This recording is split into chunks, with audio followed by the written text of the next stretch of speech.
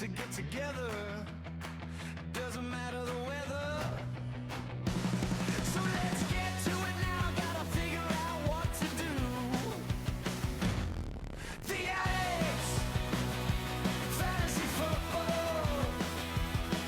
The Addicts, fantasy. The Addicts, we know all. The Addicts, it's fantasy. And welcome to The Addicts, a fantasy football podcast. We are addicted to all things fantasy football. I am your host, Mason Mann. I'm joined by Dalton Hanley and Haven Cox. And boys, it's Thanksgiving week. Y'all ready to eat? Freaking go. I am so ready for the meals. To eat so good. To wear sweatpants for 3 days because my regular pants won't fit. This is a Southerners Super Bowl. It's big back season, baby. Big back. I need the sturdy, big old Dixie plates because I'm gonna be loading that thing up. I don't need no weak, flimsy, great value plates. I need reinforced. Do y'all like those plates to have like the dividers, or do y'all want them everything touching? I'm usually, I don't like my food to touch. Yeah. But it's different on Thanksgiving. I want it Correct. all to touch and mix, and I want gravy on all of it. All of it. All I of it. don't know if I necessarily want it to mix, but I'm totally okay with it touching because of the gravy factor. Mhm. Gravy's going to go everywhere. So it helps when you have multiple barriers to keep the gravy where it needs to be. And then you can kind of just dip and dabble in whatever you want. The gravy factor, I like that. The Oh, yeah. gravy. Yeah, all a my little cream gravy. corn mixing with my mashed potatoes and cornbread, getting it on my turkey. Well, let's talk about it for a second. Let's do a little start sit here. For Thanksgiving food. Thanksgiving food edition. Let's I do like it. it. All right. Ham or turkey? Turkey has to be done really well, Mhm. and it's got to have gravy on it. It's gotta be So fried. I'm a ham guy, unless turkey's done really well, and you got to have gravy. Yeah, people crap on turkey. I see people all over the place. They really hate turkey. And I think those people just haven't had good turkey.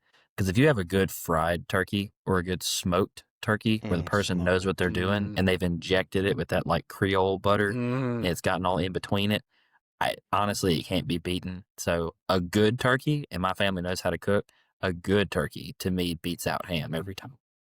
Makes me so hungry. I am ham for Christmas, but turkey for Thanksgiving. I feel like you have to do it for Thanksgiving.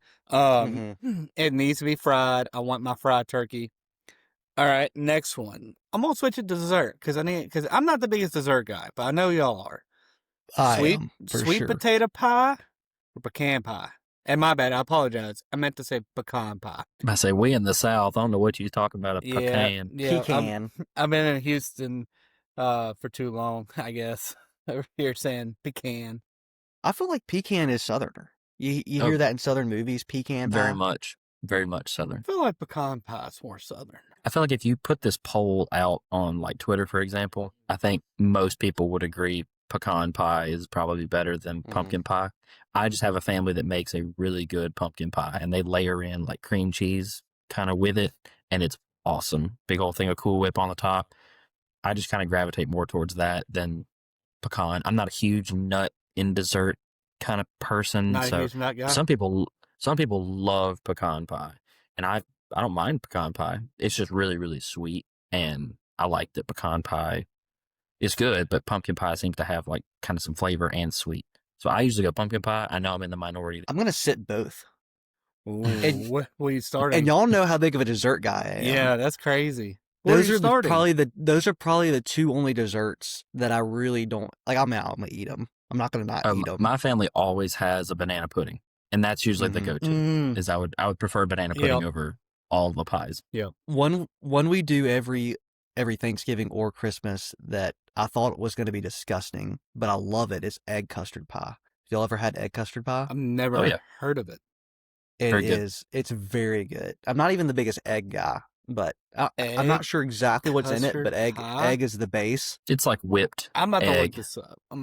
It's to say it's egg is a little bit misleading because it's a dessert. So the egg is whipped into kind of this creamy, soft, cheesecakey pie almost kind of thing where you that's a cool it good word down. for It it. looks like hardens cheesecake. up. It looks like cheesecake. It tastes and looks. It has the texture of a cheesecake. Yeah, a lot of these pies, quote unquote, they can be makeshift kind of cooler cheesecakes where you whip them up and then you put them in the fridge, get them cold, and then they're like a instant cheesecake, even though they're not really a quote unquote cheesecake.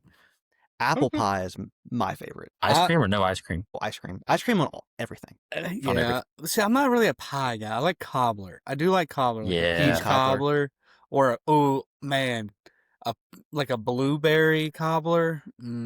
That's what we do. Blueberry cobbler or like a peach kind of blueberry dump cake Yeah. where it's like the top is crumbly and crispy, but the soft is like I love some dump oh my cake. gosh, it's so good. God, we're some Ice fat cream on all of asses. We are some fat asses. Yeah, we are. We're very ready. All right, next one. Green bean casserole or cranberry sauce. You about said green bean crapperole. I went ahead of myself. Cranberry sauce is my favorite thing at Thanksgiving. And that just grows up as a kid, you know. It's so good. You get the Your favorite thing. Oh, it's my favorite thing. I'll eat it by Wow. itself. Cranberry sauce Favorite. out of the can. I would where say you it can has see- to be you can out of the see- You can. can see See the ridges on the it. ridges. Oh, Y'all I'll don't grab want- that thing with my hands and take a Yeah, bite no, of it. y'all don't want that whole berry stuff. Y'all want Oh, all don't give me any preservatives. berries. No. No, yeah. I want that thing to be in the can, and I want it to last for 10 years if I needed Yes. it to. Oh. Both of those are so good. But cranberry sauce is always a thing that it's like the joke of it's the thing that I bring to Thanksgiving. I got my cans of cranberry Your sauce. cans. All right. I could do without it. I forget it's there usually. Blasphemy. I'm not against it. I just forget it's there. That's crazy. All right. Next one. Mac and cheese, base, cheese. or mashed potatoes. Mac and cheese. I say that base because we don't do mac and cheese. We do a cheesy potato casserole. So it's like mac and cheese, but it's so much better. It has Ritz crackers on it. It's a casserole. Oh, Yeah, a lot of so people do good. like a hash brown casserole yeah, kind of it's thing, and basically those a are so good. it's basically a hash So brown good. casserole, but it has Ritz Can never crackers. go wrong with it. Have But y'all in ever terms done of mac and cheese, I mean, I think mac and cheese has a little bit of a higher ceiling than mashed potatoes. Mashed Yeah. potatoes, I think, can only ever get topped out. Yeah. And mashed potatoes are great. They're so good. Yeah. But you really can only add so much butter until it's just literally Mac and buttered mashed cheese. potatoes, which are so good. So mashed potatoes has a higher floor, but mac and cheese has a higher ceiling. has the higher Oh, ceiling? absolutely. Because there's people that make mac and cheese and they bake it and it's like dry. Oh yeah. You know what I'm talking about? Oh, They yeah. cut it and it's like a lasagna and it's not gooey, it's not runny, Yeah, it's that just casserole. it's cheesy because you just took it out of the oven. But if I reheat it tomorrow, it's going to be a block. You It's put going to be a little- whole entire block of mac and cheese, Yep. and I don't want that. I want my mac and cheese to be almost drinkable. You hear what I'm saying?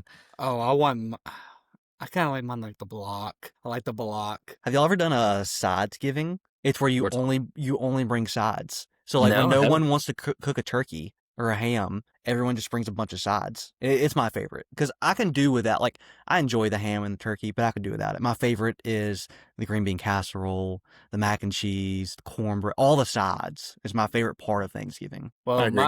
my family's doing something interesting this year. So Wednesday we're going to be doing a traditional Thanksgiving at my wife's family.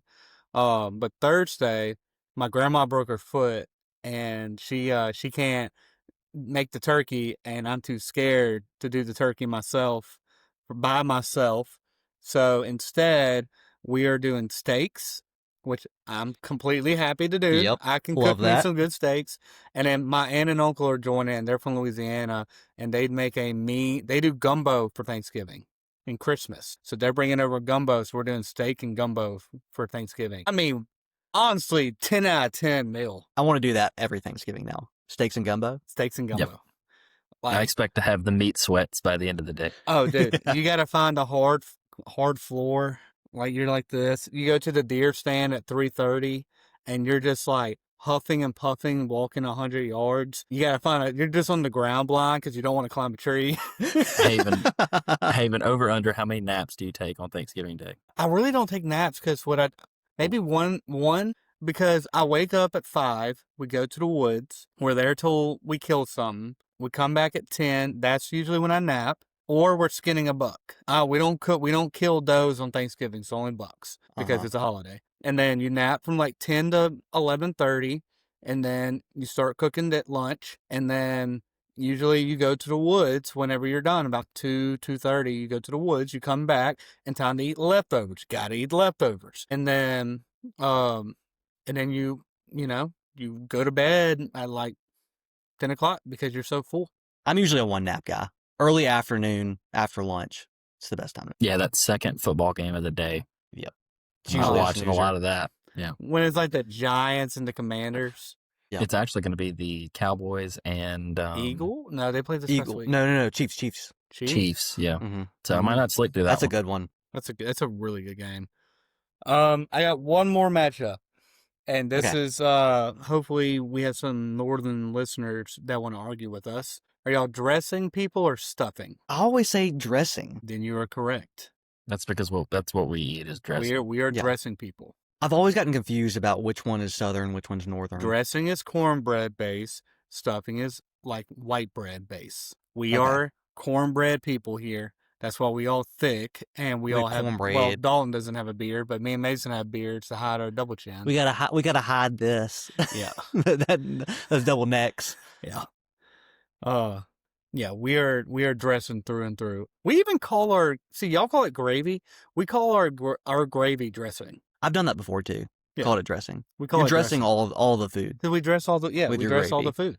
I call it heaven, but Do y'all are y'all's oysters based or just regular? Oh, y'all looking at me Oyster-based? crazy. That's some Creole stuff I hadn't are heard you of. asking us if our gravy is oyster based? Yeah. I need to try No. that, but I haven't heard of that. Oh no. wait, sorry, Dalton. Forgot you're allergic. No, I can eat oysters. You need. different kind of shellfish. I can eat that kind of I shellfish. guess it doesn't. It has a clam on it. I guess not a shell. I can eat that type of shellfish. I can't have crustaceans. So I'm all good. You can't eat the But yeah, bugs. we of the take sea. we take the drippings from the turkey and make that Mhm. into Oh. gravy. That's how we've always done it. Yeah. But look at an oyster-based dressing, man.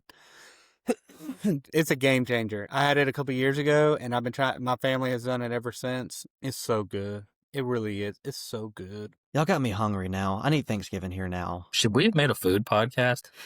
I mean, we can talk about food for hours. We spent 15 minutes, the first 15 minutes of the show today, talking about food. It's Thanksgiving, man. You We just should gotta fatzos. kind of have to. All right, boys. Let's get into some actual football. That Yeah. got me hungry now, but let's get into the games from this past weekend. Let's start off with Thursday Night Football, where the Texans beat out the Bills 23-19. This Bills defense is Dude, they're legit. insane. Held Josh Allen to 8 points. I saw the stat before this game where no quarterback had scored more than 20 fantasy points against the Texans, and I was like, oh, Josh Allen's gonna break that record. He didn't Nope. come close. Nope. They're so good, and they actually. I hate to say this, I love Stroud, but they look better with Davis Mills at quarterback. Which is, it's not long term. Like, you can't say Davis Mills is your guy. Obviously, Stroud is your guy. But why not? But they've been conservative and played with their good defense. They just haven't turned the ball over, and that's come out to success and wins. Not great for fantasy. Well, but the thing about, like, Davis Mills I think he was a year drafted before Stroud, and he came from Stanford, Yeah. and he played a good bit, and he was really good. But, Stroud just had that thing about him where they want to get him. Stroud Davis Mills maybe just needed a little bit longer to develop. But, he looks like a good quarterback. That neck has developed enough. Yeah. It's never going to stop growing. It's weird though, because how does C. Stroud still have a concussion problem?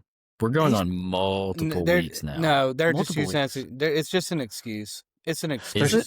They're So soft it's a benching him. It's a They're soft. Kyler Murray situation. No, they are not. They're soft benching him. There's no way. Why He's would been they out way too long.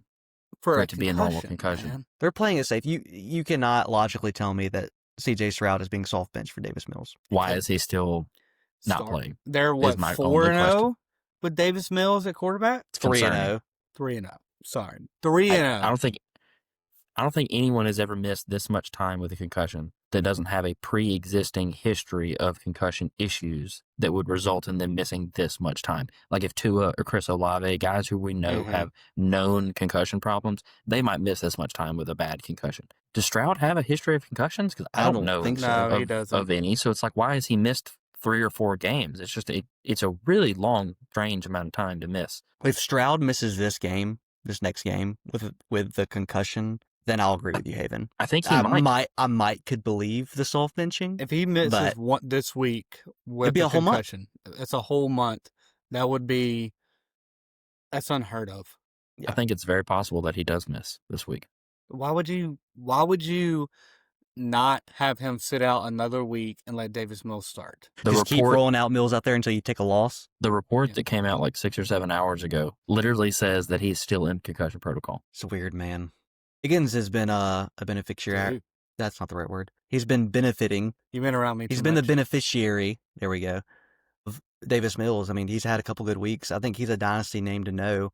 Nico Collins got a little banged up in this game. Played majority of it, sat out some snaps. Looks like he played 75% of the game. I think he's going to be healthy enough for next week, but he had a little bit of a stinker. Kier had a big game with Josh Allen, them trying to come back in this game. But other than that, I mean, James Cook had a good game. Yeah. I want to talk about him for a minute because go to the dynasty side. James Cook is 26. He'll be 27 by next year's season. Mm-hmm. If you're an owner of James Cook right now, if you're trying to win a championship this year, you keep him. I mean, you have to. If you're like a 5th place to 10th place and you have James Cook, are you is this your window to trade him? I think it is. I think his value is so high, and we're seeing these guys play until 29 and 30 and keep their value. So I think because of that, he still has a lot of value. I mean, he's probably a top 6 to 7. Dang, you are just feeding I threw it in there for you, Haven. 6 to 7 dynasty running back. And he's worth it. I mean, over the past 2 years, I thought last year all the touchdowns wouldn't be a sticky stat, and he's still doing it this year. We love them sticky stats, though. In Dynasty, you want to play with a 2 to 3 year window of winning. So if you're a competitive team that your 2 or 3 years from now looks bright, I mean, you can absolutely keep him and keep competing every single year. But I do agree. I don't know how much higher of value he's ever going to gain. Yeah. So he's probably at his peak, but he could stay at that peak for a couple of years. So if you want to sell him in a year, that might not be a bad option because I don't expect him to go anywhere or this stop happening or it change because he's still good. He's still young. It's not like we're wanting to move off of him. It's just, it's nice if you can sell players at their peak. It's just, he has a multi-year contract where he's, I mean, the next, 1, 2, 3, 4-ish years. So, I mean, there's no rush to move off of him. Yeah. It's all about whether you're competing or not. Because like this, his age right now in Sleeper is 26. Next year when it says 27, I mean, that's going to be a lot harder to sell than 26. Yep. As a Kamara owner for years, it was so hard. It's been so hard to trade Kamara or just any older running back when they're 27 up. I didn't realize how difficult it would be. So he's 26. He's at that mark of, do you just ride his career out and you're just okay with it, or you sell him and you can get multiple first-round picks? Because I believe in him long term. So like I'm fine with riding him out till he's done with his career. He just signed a long-term deal. This isn't you have to trade him away. It's just that if you're not a competing team, it might be time. Yeah, because he's still on keep trade cut. He's the RB8, which is pretty. I thought he was a little bit lower, but he's actually pretty up there. Mm-hmm.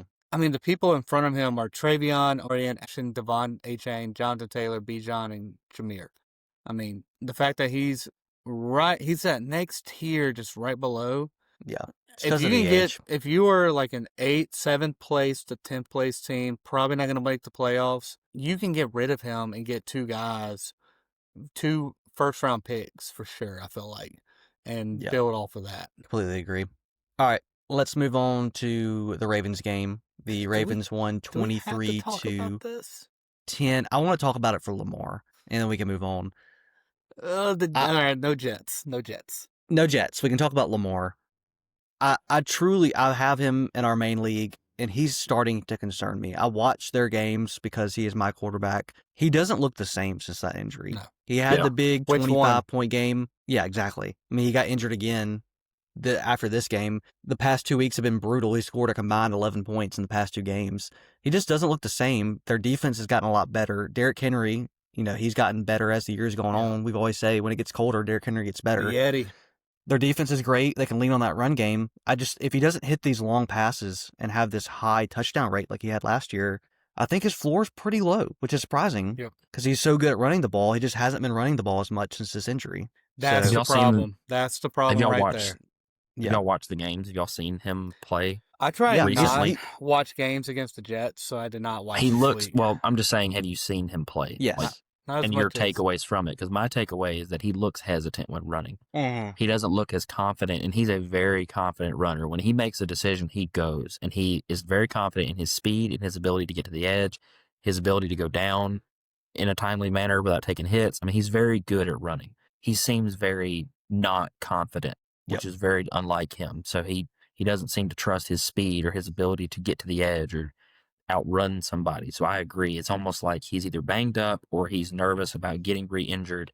He had that hamstring injury, so that makes total sense. Hamstring injuries are very reoccurring. I wouldn't be surprised if he's banged up or afraid of getting re-injured. We say all these things, and you're still going to start him next week. I mean, his next couple weeks are great matchups. He plays Cincy, Pittsburgh, and then Cincy again, or the next 3 weeks. So great 3 matchups. You're still going to play him. If he doesn't do well against the Bengals, then I'd be really, really concerned. Yeah. I mean, you'd have to have a great second QB to ever think of benching him. Yeah. And it has to be matchup dependent too. I mean, if you look at last year, I mean, he was 60 yards or more on on 8 games for rushing. This year, his highest, he's had, the first week he had 70. After that, his next high, he's had 48, 35, 36. Well, just look at the weeks since the injury. 10 and 11. Yeah, I mean, 14, 36, 10, and 11 yards in each game. He's not looking to run the ball as much. It's concerning for Lamar Jackson because that's the baseline you got from him. You got an additional 8 to 10 points every week just off rushing yards. Yeah, and knowing that he has that nuclear button to where if he rushes for 80 to 100 and has multiple touchdowns, he could win you your week. It's just sad. It's really concerning. It makes me want to trust Derrick Henry going forward. If they're lean more on him. Yeah, completely agree with that. And the next couple matchups for quarterback are good, and they're great for running back. Mm-hmm. So keep trusting in Derrick Henry. Let's not talk about any Jets. How about that, boys? Yeah, there we go. That's good. Let's treat them like the Titans. All right, next game, Bears 31, Pittsburgh 28. The Bears are living a great life right now. They're 8-3. The Bears. They keep winning these games by 3 points. I love to see it. I'm honestly happy for Bears fans. They've had such bad luck over the past couple of years, and quarterback luck too. They finally have a good head coach that can win these close games. Caleb Williams had a great game, 21 fantasy points. Running backs, though, is a little bit of an issue. I have Swift in entirely too many leagues, and he is for sure not an auto start now. Nope. Manungai got another touchdown this week. He's looking good, man. He's looking like Swift may be out of there after this year. Manungai's going to become that guy. Yeah, it's really been since Manungai kind of took over, splitting the backfield with Swift when Swift got injured that 1 week and Manungai took over. It's kind of killing both of them. Manungai has been getting these touchdowns, but he's not having exceptional weeks. I mean, his past 3 weeks, he's had 8, 10, and 10 fantasy points, all because he's had a touchdown in all 3 of those weeks, and that's it. So he's stealing those touchdowns away from Swift and then not getting anything else. This was easily Swift's lowest snap percentage of the year. He only had 45% of the snaps, and this is by far his lowest fantasy outing. I mean, before this past week, he had at least 9 fantasy points in every week, and so he wasn't exactly busting on you, but he could definitely get up to 20 to 25 points a week. That's a pretty normal saying in fantasy football. Busting on he you? wasn't going to bust on you? If he had a bust week. I mean, yeah, DJ Moore, Rome Odunze are doing the same thing. It's a flip-flop every week. Rome will have a good week. I have Odunze. It's Rome. A bunch of weirdos. I mean, DJ Moore had... He like almost goose egg, or it was pretty close to it, like the week prior. He very much had a touchdown. Not this week? No, not this week. This week he had 2 touchdowns. That's what I'm saying. No, last week. Yes, that's what I said. Last week. Yeah, this week he had a really good week. Yeah, this week he had really good. What did Odunze do this week? He only had 8 points. He had 9 targets. He had a lot of targets, but only 3 catches for like. But the week prior, Odunze was really good. What do we think of Colston Loveland? I'm very loving on him right now. Because for the past four or 5 weeks since he got way more starts and has become much more of a regular starter, he's become somewhat usable. He's a young. He's definitely a startable tight end. His floor is so high now because of his involvement, and he has a ceiling where he can catch a touchdown or two. So I'm willing to start him on a good matchup for sure. If you're a Roma All right. Dunze, DJ Moore owner, I'm with you. Just keep starting one of them. Well, one of them. You got to do every other week. Last week was a DJ Moore week, so this week is a Rome week. You can time it up. Cutting edge analysis. Just start one of them. That's all I got. On the other side of the ball, Kenny Gainwell and Jalen Warren had great weeks. Kenny Gainwell looks like the better. He looks really good, man. Until he got hurt, I mean, he was cooking. He only had like 10 carries for because he got hurt. What, 80 or 90 yards? Yeah, he came back in the game. I think he's gonna be fine for next week. Yeah, but Haven can't keep up with these injuries with the Steelers running backs. He had like a 60-yard carry, dropped at the 1 yard line, and then Jalen Warren comes in and gets a touchdown. I was salty. Yep. I was salty. Yep, it's sad. Sleeper has got to be better at this. Send me a notification and say Kenneth Gainwell. I think it was 53-yard touchdown run. And then all of a sudden, update. Then I see Jalen Warren touchdown. I'm like, what? And then my sleeper sends me another notification. Kenneth Gainwell 53-yard run. No tutty. Fix it. Be better. Sleeper got you. I was so sad. My start of the week, I was like, oh, look at there. Look at there. But he had the better game without a touchdown. Yep. Yeah, Jalen Warren still had 18 carries, though. I'm sorry. I have to talk about this for 1 second. Bryce Young just threw a pass that was in the middle of 8 players. Like, they look like and now he just threw a touchdown. Yeah, I was about to say what? Tet to tet. I know. I was playing against a guy in our church league, and I was only up by 4, and he had Tet, and it was looking great for majority of this game, but that ends it. That's crazy. He would start catching touchdowns after I traded him away. But the pass prior, man, it was like a big circle, and he just threw it in the middle of it. And then it was a great throwaway pass. And then he just throws his dot. All it took was Dalton to get rid of him for him to become relevant. That's all it took. For Tet. Hey, AJ Brown had 25 points. I'm happy. Trade him away. Dalton, listen. I just traded for him. Yeah, you got some value, now trade him away. Value. Yeah, because people are coming to beef AJ Brown. Fair. Another wide receiver who's been up and down, DK, in this game. Yeah. I mean, he had a good game without a touchdown, which is surprising. He had he had a rushing touchdown, I guess, which is weird. 5 reception, 22 receiving yards, and a rushing touchdown. He has to get that touchdown for him to have a good game. Yeah. Mm-hmm. I feel bad for DK owners. That's why I never will be one. He's just a guy I just don't like to draft. Yeah, I'm avoiding Arthur Smith. That's forever. Fair argument. Yep. I love that argument. Forever. Yep.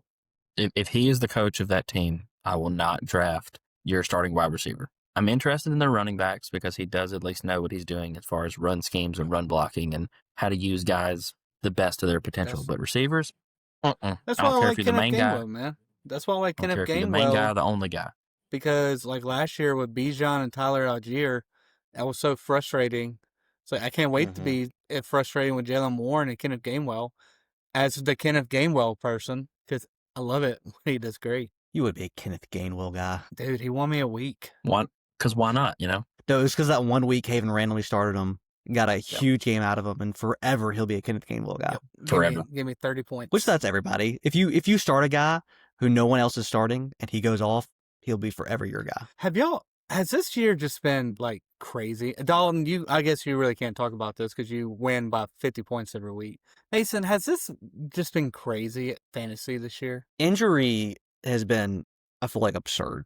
All my players are hurt. I'm starting Kamani Vidal confidently every week. I mean, who thought we'd be starting that guy at the start of the year? That's my favorite thing to think about, like halfway through the year, because we're so confident when we go in the draft. All these players and our rankings are going to be good, but halfway through the season, we're starting like what we thought was the 3rd string running back for a team. Yep.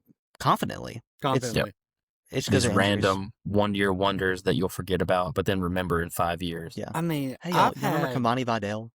I needed the math because I think I have 6 weeks combined. If you combine them all together, I have either won or lost by like 15 combined points. Like I've had so many matchups just so close. I had one decided by .08 this season. And it was because of Travis Etienne versus Patrick Mahomes. And I won. And it's just crazy. Like that matchup is the difference of me being in second place right now and me being in maybe out of the playoffs. Yeah. I do feel like majority of my leagues, the standings, like team 4 through 8, are all within one game. I'm So- in hell right now because I'm in a league where I am second. I actually will be possibly first in points for, and I'll be first in points against. And I am 5-6 currently, and I am 11 points away from this person beating me and being 5-7. And I could be first in points for and first in points against. Hey, I did that one year. I remember the exact year, 2017. It was the last time I missed the playoffs in that league. I was first in points for, and I missed the playoffs. It's just insane. It happens every now and then. It's Brutal. crazy. It's crazy, man. All right, next game, Patriots 26, Bengals 20. We got to talk about Travion Henderson because this is our favorite guy for the Patriots. I want y'all's takeaway because he didn't have an outstanding game. He ended with 11 PPR fantasy points, but my takeaway with this was great. He commanded that backfield. Ramondre Stevenson was an afterthought. He had 6 carries and 2 targets. He played such an insignificant amount in that game. I think this is great news for Travion. And if you can go trade for him off of this dud game, people thinking Ramondre's back, he had a bad game because of it, do it. Because he is that guy for this Patriots team.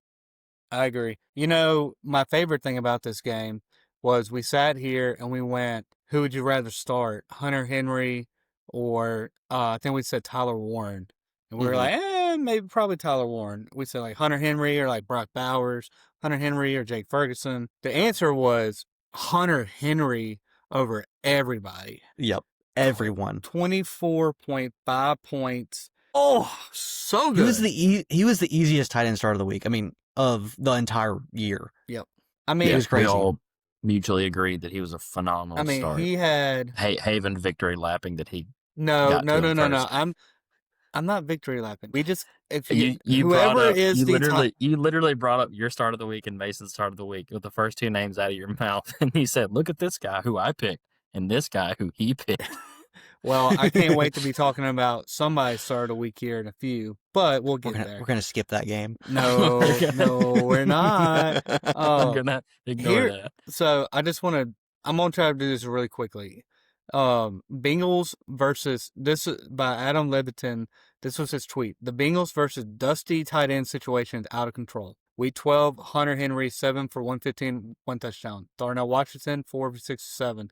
Colin Luffson, 6 for 118 and 2. Jason Taylor, 534 and 1. Pat Freiermuth, 5, 111 and 2. Tucker Kraft, 2, 431. And Laporta, 592, 1. Evan Ingram's 429. TJ Hawkinson, 549, 1. Harold Fannin, 7 for 13. 7 for 63. If TJ Hawkinson is going off against this defense, we know that it's a bad defense for tight ends. It's just historic, man. They're so good. You know who the Bengals play 2 of the next 3 weeks? What tight end? The Mark Andrews era is here.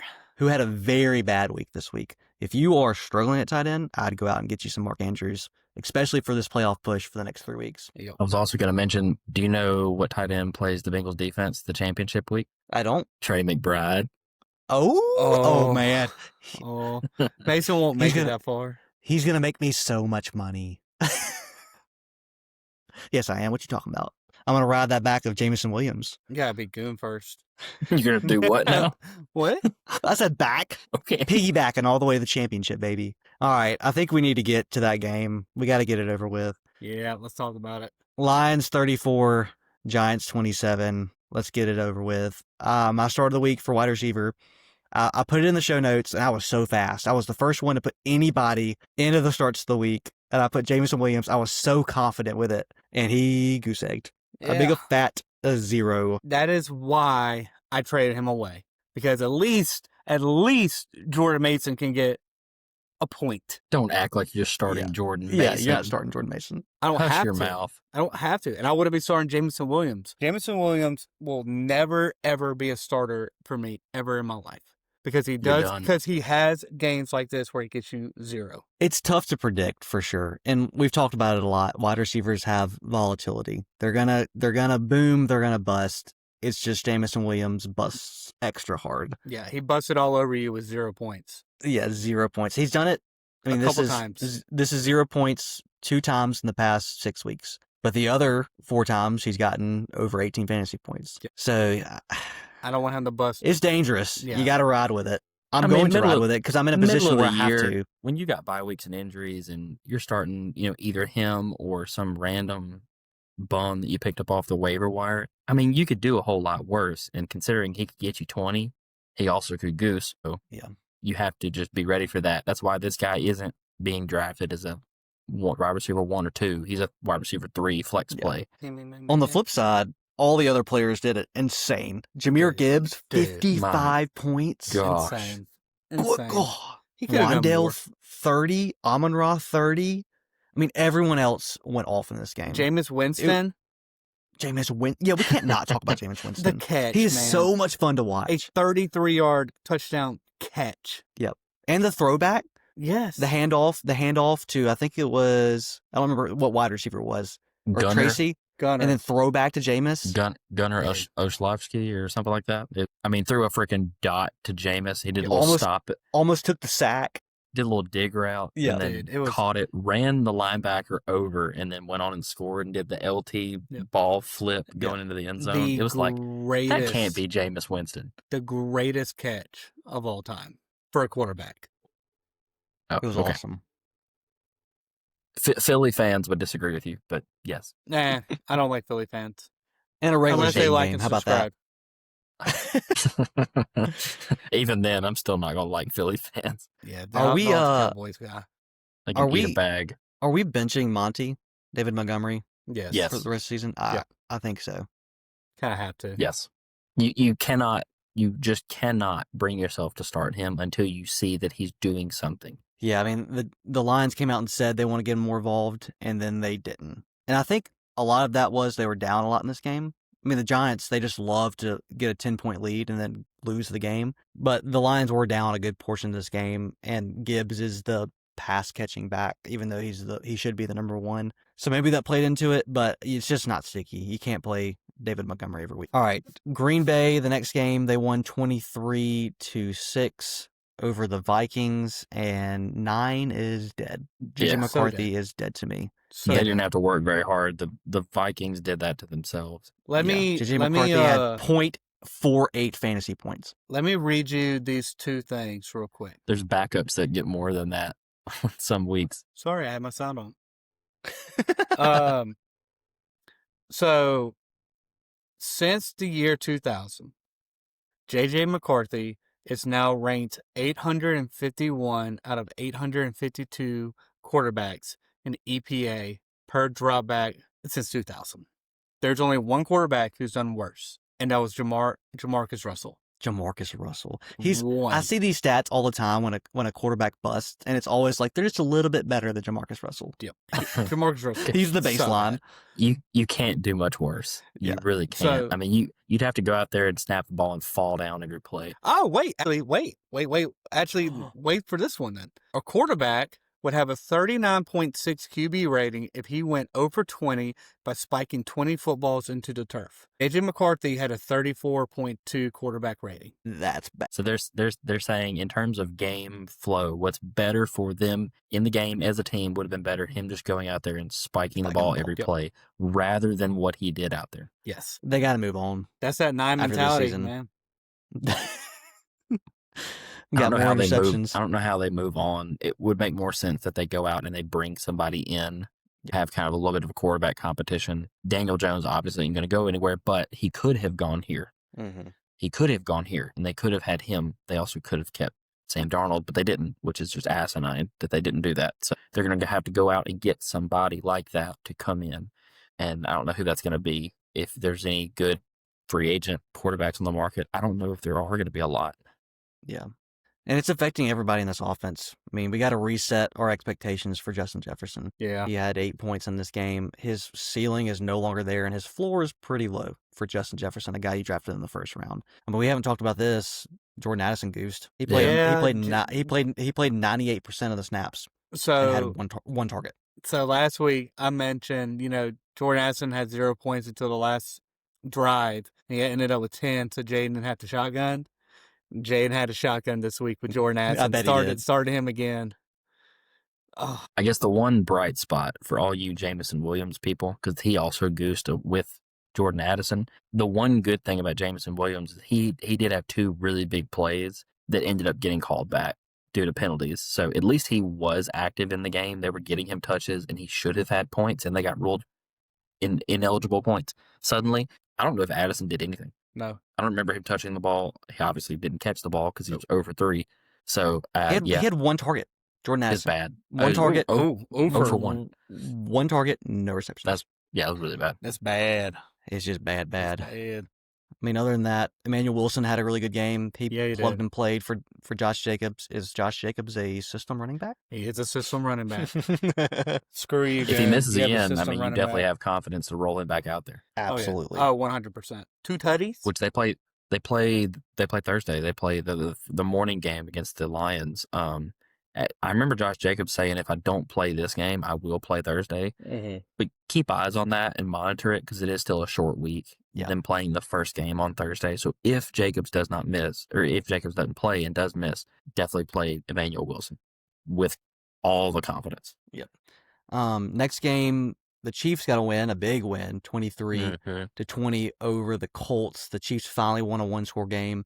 Last year, that's all they did. This year, I think they were 0 for 5 on one-score games. They finally got a win, a close win. Kareem Hunt kind of carried them. He had 30 carries. 30, man. Insane. For 100 yards. I mean, that's pretty inefficient, but he had a lot of work. Rashee Rice had a good game, 24 points. Jonathan Pierce Taylor with a did not. dud. Yeah, But he I'd still did be rolling 0. Alec Pierce out there. This is a Yeah, really this is really a hard hard matchup matchup. against the Chiefs. Hard matchup. The same with Jonathan Taylor. He dudded. But, I Yeah. mean, their defense is really good. Yeah. They're also 6-5. They may make the playoffs. I know. I was rooting so hard for the Colts in this game. I wanted to see the Chiefs at 5-6. But the entire outside time the you're playoff watching picture. the game, you're seeing the game happen, and you're just like, the Chiefs are going to win this game. Yeah. They're going to find a way to win this game, and you're slowly watching them do it, and it happen every play. It's just like goes the Chiefs' way. Especially that it was a turning point in the middle of that game where it was very obvious that there's no way the Chiefs lose this. Problem with the Chiefs, though, I mean, I'm looking at the standings right now. They are currently 10th in the AFC at 6-5, and all the teams above them they've lost to. So if they end up in a situation where they're tied with them, they wouldn't have the tiebreaker. That's Jacksonville, that's Buffalo, that's the Jags. Chargers, and they play the Chargers again. So they kind of have to win that game. But they're in a bad situation where they're on the outside looking in, and they have to get a win above all these wildcard teams. So we still have a chance to not see the Chiefs in the playoffs. I really hope we don't. I love Patrick Mahomes. He's But- so good. He's so good. It's just the fact that they've had all this Taylor Swift constantly at the games, and it hasn't been as bad this year. But and they play a brand of football that just isn't that fun to watch anymore. So Agreed. If they want to sneak in as the 7 seed and go to somebody's home stadium Yeah. and play on the road, I'm fine with it because they're going to make it a good game. Better than any other random 7 seed that I think would make it in. They're better than the just Steelers fun. making it. 7 seed. They're fun football. They play good games, and in playoffs, I want good games. So if they sneak in, I'm not going to be mad about it. that's fair. Next game, the Seahawks beat in a closer game than I thought it would be. They beat the Titans 30-24, and this is the JSN game. He broke the all-time regular season yardage record for the Seahawks. He had 37 fantasy points. Is he the number 1 wide receiver in Dynasty right now?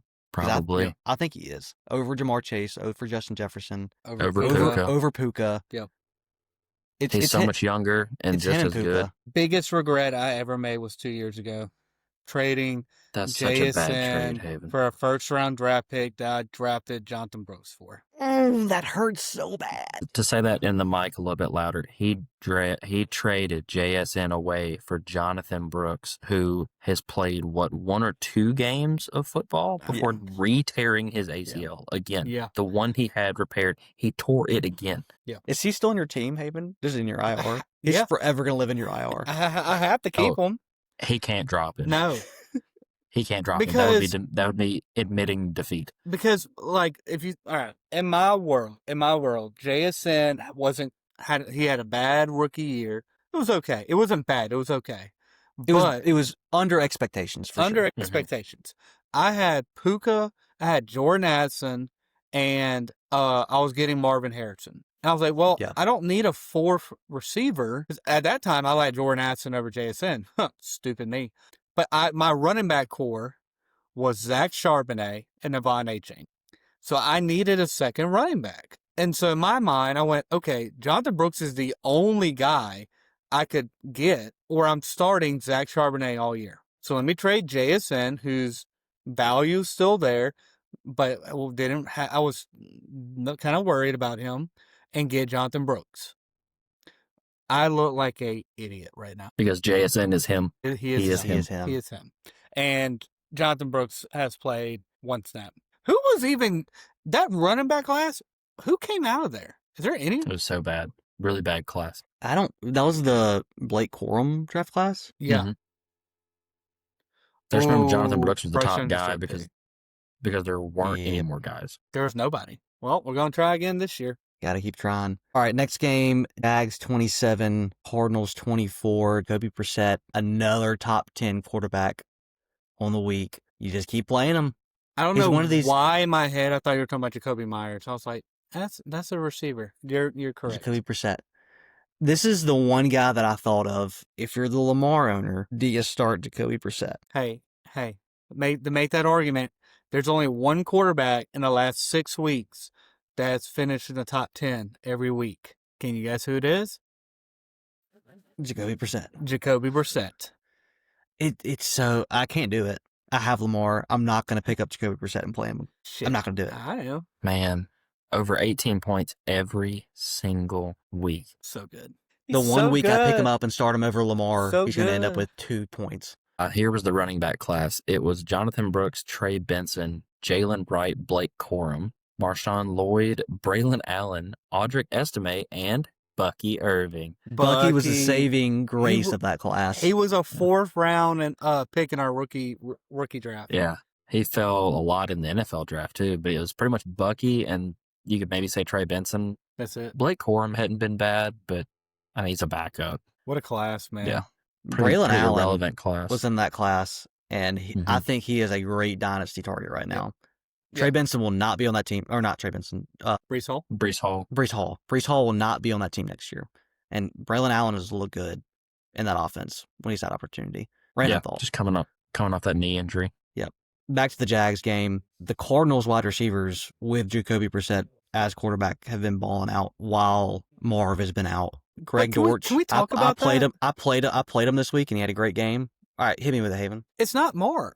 It's just because of Jacoby. Marv was averaging 6 targets Yeah. a game, and I mean, so he's injured. So you're telling me just losing 6 targets is how Greg Dortch and Michael Wilson are superstars right now? I don't believe it. I don't believe it. It's just because of Jacoby. I completely agree with you. I'm saying this to say more of the reports on him are not great. They're saying his timetable is unknown and they don't know when they're going to get him back. Yeah. The Cardinals are 3-8. Like, why do you bring him back? Yeah. And with a 3-8 team, if Greg Dortch or Michael Wilson is still on your waiver wire, pick them up because they're probably going to be great plays for the rest of the season. Agreed. Yeah, my guess is he's going to miss a 3rd week. Yeah. I don't think they'll keep him out for the whole season.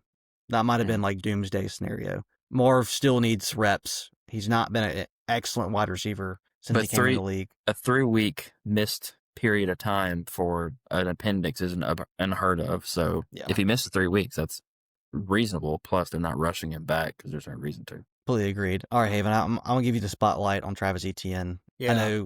I know you want to talk about him. He's Yeah. your dude. Yeah. You want to know why?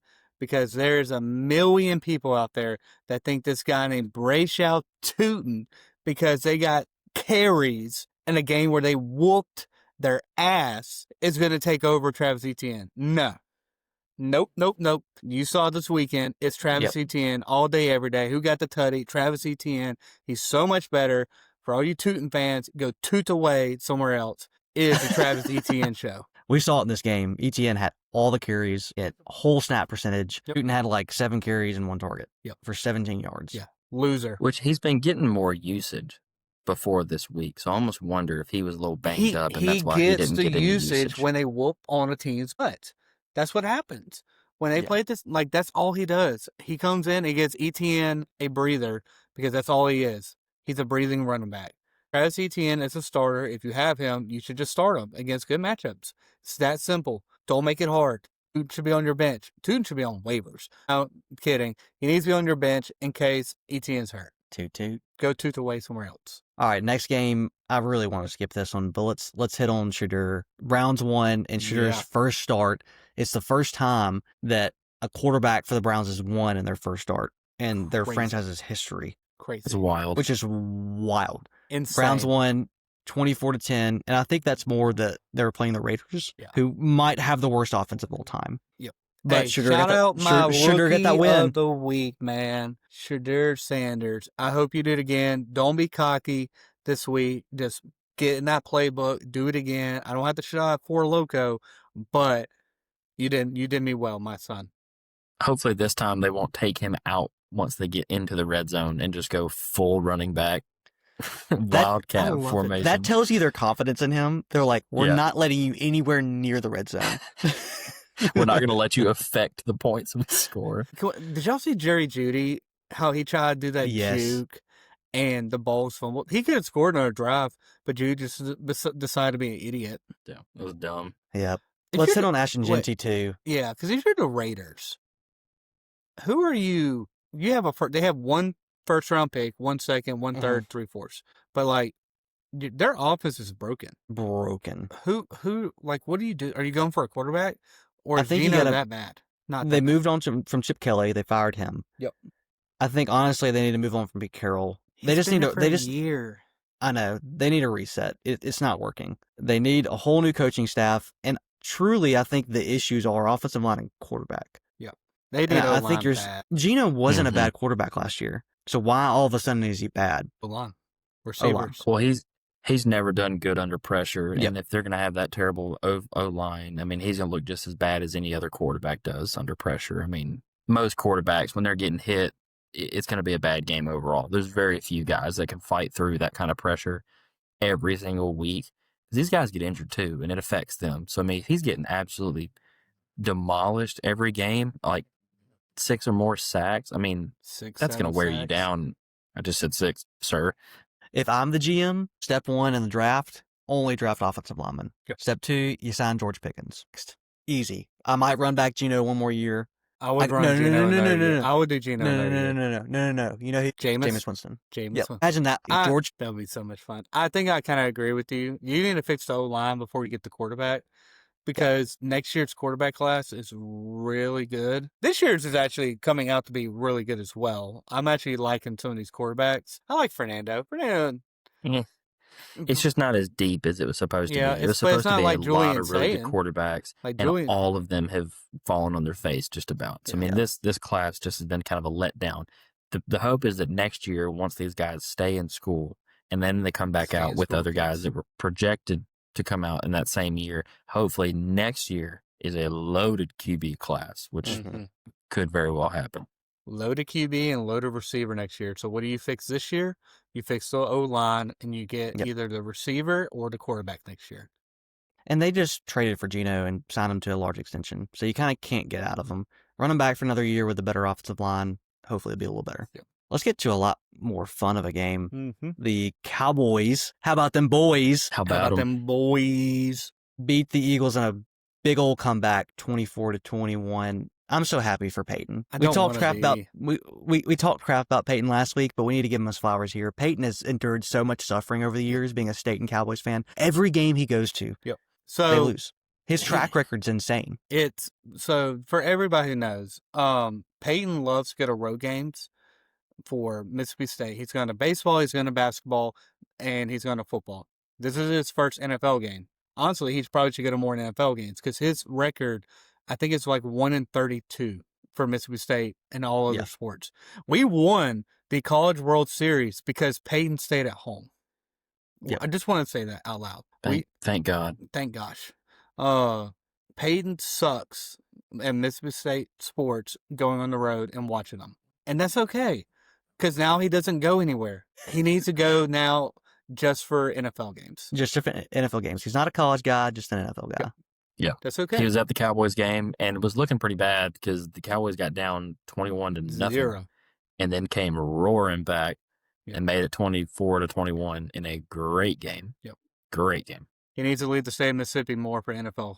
That's all I can say. How about George Pickens? 30 points. Dude. CeeDee Lamb only 11.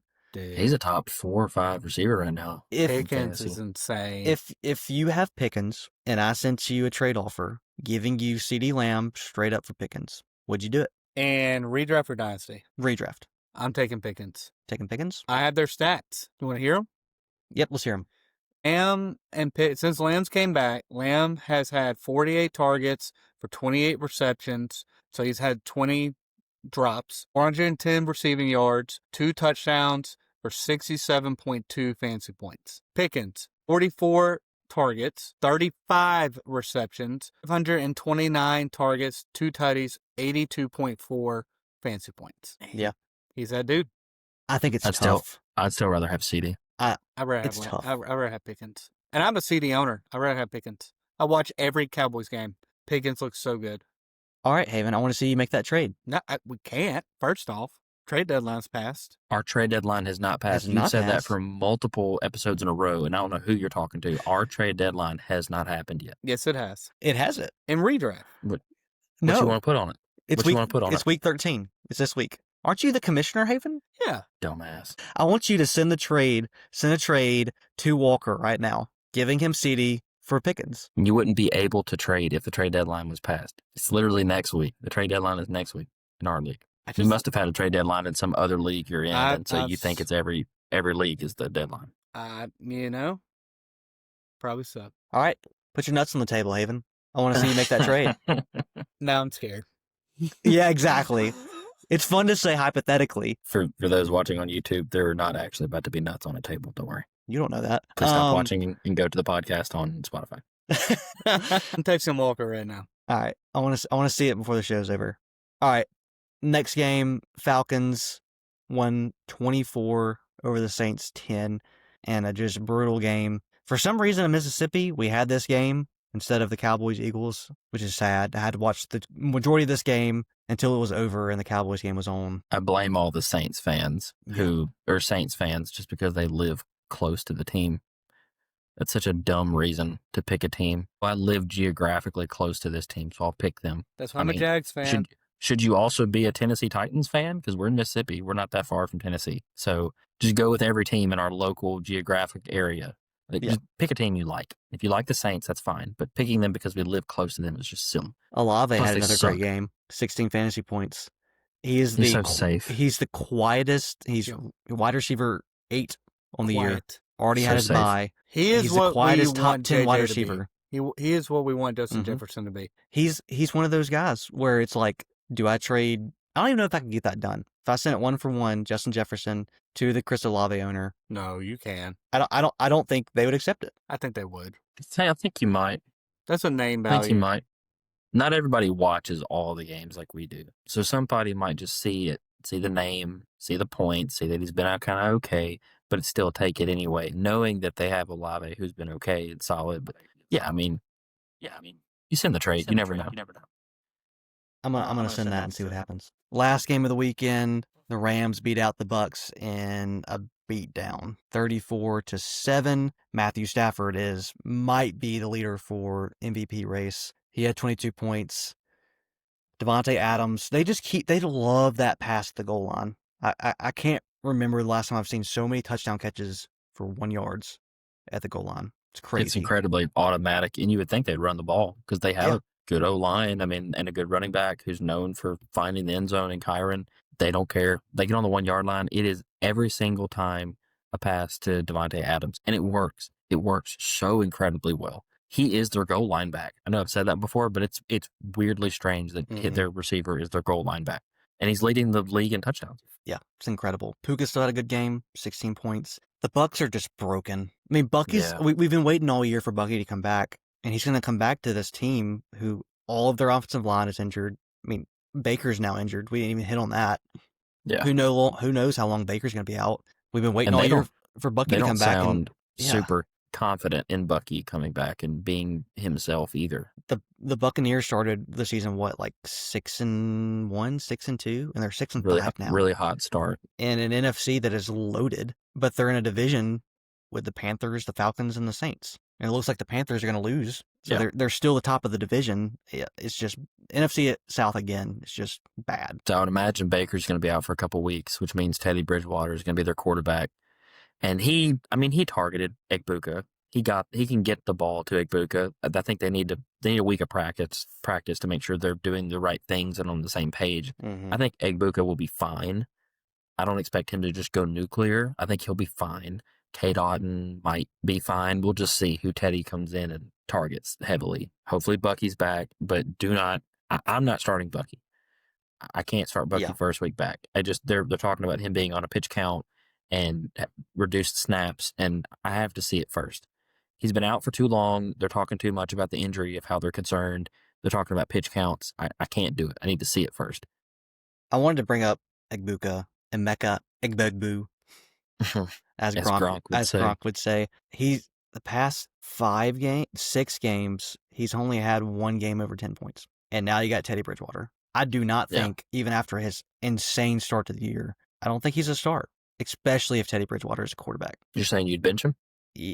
Next week, it's hard to say because the next couple weeks are good matchups. He has Cardinals next week, who is an insanely good matchup for wide receivers, then the Saints, then the Falcons. So he's going to be one of those guys you have to make a decision on. He has good opportunities for these matchups, but he hasn't been good for the past 5 out of 6 games, and now he has Teddy Bridgewater. So if you have a good opportunity with another guy, maybe start him. Emmanuel Wilson in your flex. I don't know. Yeah. If you find a guy who you have somewhat trust in and a good matchup, I'm not against you benching Egbuka, considering the situation. But I'm also not just looking out. I'm not looking for just anybody to just start over him. I mean, it's still Egbuka. He's still really good. I think they can still figure it out because they did play the Rams. I mean, I would say the Bucs ran into a buzzsaw here. The Rams look like a legit contender for the Super Bowl in the NFC. They look really good. So, I mean, you could take something from this and saying that, okay, they just got beat by a really good team. They could come out next week and look a whole lot better once they kind of retool and see what they got that's even healthy. But I'm not just panicking, but I'm resetting my expectations of some of my players that are on the Bucs, it's unfortunate and that sucks, but that's just kind of what happens. I mean, it's hard when your quarterback goes down like Baker. That's a perfect point. Don't just bench him to bench him. Have a guy that has a good matchup, good opportunity, expected fantasy points that you can plug in for him. On that note, this game reminded me of somebody who you mentioned recently, Lamar. If you had Stafford on your team, would you play Stafford or Lamar? Depends on the matchup. I don't know. Let me look up their matchups the next weeks. They have Carolina, which is not a good matchup for quarterbacks. Then Arizona, who's a great matchup. Next week, Stafford against Carolina and Lamar against the Bengals. I would still start Lamar, but it'd be close. Yeah, because you mentioned Brissett, and I'm like, well, if you would go Brissett, then surely you would also still go Stafford because Stafford's look pretty much just like Brissett. Incredibly consistent, very well-tuned in an offense that runs really well through the quarterback. I still think Stafford is matchup dependent. They've had a lot of good matchups. Look at the last time they played a good defense, which was last week against the Seahawks. He had 13 points. The previous hard matchup was against the Ravens. He had 9 points. They've just gotten lucky where they've had a lot of good matchups the past couple weeks. So I still think Stafford, even though he's done really good, is matchup dependent. Stafford hasn't had an interception since week 3. Dude's been dealing. He's been lights out. All right, guys, great show today. We'll be back on Thursday on Thanksgiving for our Thanksgiving show. Appreciate it, guys. You can follow us on X and TikTok at FFB Addicts. Thanks, guys.